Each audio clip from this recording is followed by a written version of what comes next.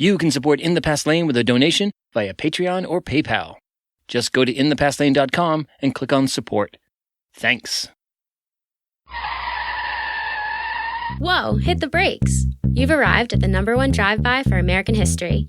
Welcome to The Pit Stop.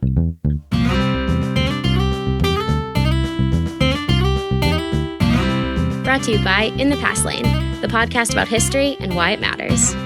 Here's Edward T. O'Donnell, your host and historian at large.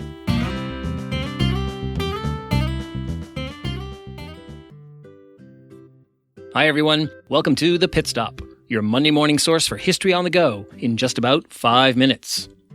If you're new to the podcast, we offer this mini-feature every Monday, in addition to our regular full-feature episodes.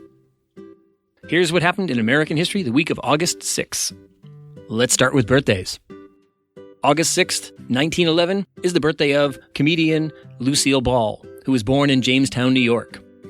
Lucille Ball once said, "The secret of staying young is to live honestly, eat slowly, and lie about your age." August 6th is also the birthday of the artist Andy Warhol, who was born in 1928 in Pittsburgh, Pennsylvania. Warhol once said, "Don't pay attention to what they write about you, just measure it in inches." August 7th, 1890, that's when the great labor leader Elizabeth Gurley Flynn was born in Concord, New Hampshire. Flynn once said, "History ultimately passes judgment on tyrants and vindicates those who fought for human freedom." August 10, 1874 is the birthday of President Herbert Hoover, who was born in West Branch, Iowa. And August 11th, 1950 is the birthday of Steve Wozniak, the other Steve, along with Steve Jobs, who created Apple Computer Company. Steve Wozniak once said, "Never trust a computer you can't throw out a window." All right, let's move to events. On August 6th, 1945, the United States dropped an atomic bomb on the Japanese city of Hiroshima. 2 days later, it dropped a second bomb on the city of Nagasaki.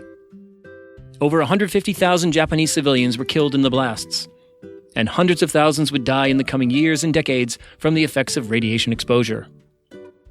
August 6, 1965, President Lyndon Johnson, with Reverend Martin Luther King at his side, signed the Voting Rights Act into law. On August 7, 1794, farmers in western Pennsylvania, angry over a tax on whiskey imposed by Secretary of the Treasury Alexander Hamilton, revolted against the U.S. government, launching what became known as the Whiskey Rebellion. And on August 9, 1974, President Richard M. Nixon resigned from office in the midst of the Watergate scandal. Okay, time for the last word.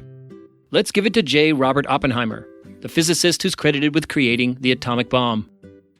Moments after he witnessed the first successful test of the atomic bomb in July 1945, he quoted a line from an ancient Hindu text.